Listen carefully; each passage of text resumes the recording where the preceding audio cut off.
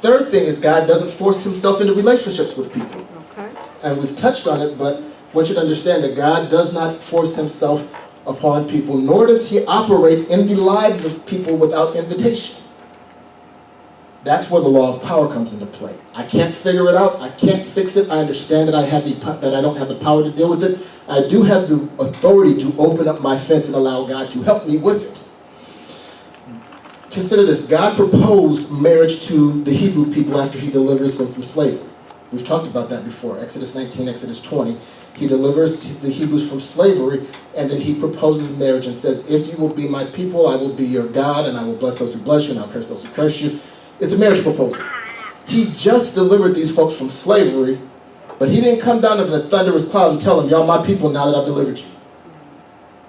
I got y'all out of here, you mine now. You'd have been slaves if it wasn't for me, you're my people now.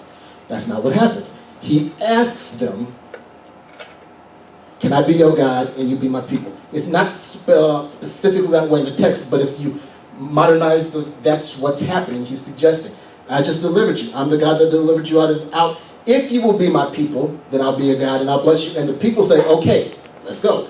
And then he gives them the commandments. Then he outlines the details and the boundaries of how the relationship is going to work.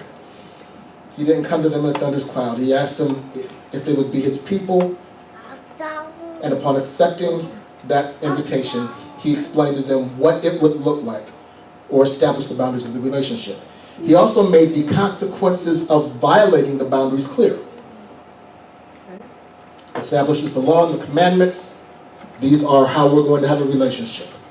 These are our boundaries of our relationship. If those boundaries are violated, this is how we deal with it. And then when those boundary violations abounded, he protected himself when he decided enough was enough. The people of Israel were never particularly good at maintaining that thou shalt have no other gods before me, or that thou shalt not make graven images, or a bunch of other stuff that was in there that was supposed to be part of the relational dynamic. And he would say, stop it, and they didn't stop it, and some consequences would come, and he'd say, stop it, and they didn't stop, and eventually he said, all right, y'all want to go? Go. And I'll be here when you decide to come back, if you decide to come back. But he protects himself, and we don't think about God protecting himself because we don't think about God as a person. But the Almighty God, rather than destroy us, just says, I've had enough, I'm going to withdraw. Or I'm going to let you all withdraw.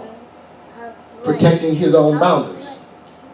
Which sometimes we've talked about, sometimes you have to do with people that continually violate, but he takes responsibility for his own emotional integrity and says, if you are going to continue to grieve me, I'm going to let you go. We don't talk about grieving God very much either, but there's all this interpersonal stuff that gets lost in the churchiness of dealing with it that we don't understand as it relates to God and boundaries. Within the earthly ministry of Christ, consider this, Jesus Christ, it is rare, if ever, to see Jesus work a miracle on behalf of people that did not ask him to do so. God doesn't work in the life of people that don't invite him to do so. When you read the miracles that Christ performed, he didn't just walk around touching people on the head saying, you healed, get up and walk. They came to him. He asked the man at the pool of Bethsaida, would you be made whole? The woman with the issue of blood came out and reached out and touched the hem of his garment. The centurion asked him to heal his daughter, and Mary sent for Jesus to come and heal Lazarus. Blind Bartimaeus cries out, Jesus, thou son of David, have mercy on me. He didn't wander around randomly performing miracles and casting out demons. When he was invited into the circumstances of people, he acted. If he wasn't, he didn't. Boundaries. Yeah, I could bless you. Yeah, I could fix it. But fishing and loaves of bread, he saw the people were hungry. He worked a miracle to make sure that they fed him. But that wasn't working a miracle on them. Healing leopards, raising people from the dead. All of this stuff, people came to him and asked him, in some way or another, to help them. And he did it.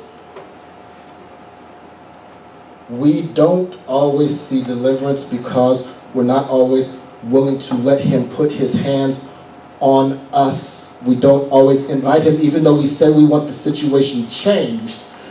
when it comes time to letting him do what he needs to do to change it, we get skittish. And because we don't open ourselves up and we keep the walls up, we don't see God move to the extent that he would otherwise do. Or sometimes it's this patty cake, progressive, a little bit of the time, because I can't just actually pull you out there because you have boundaries and you have to come and walk. And if I have to sit there and keep, then we'll get there. But God's respecting our boundaries as we move through that. Any questions or thoughts?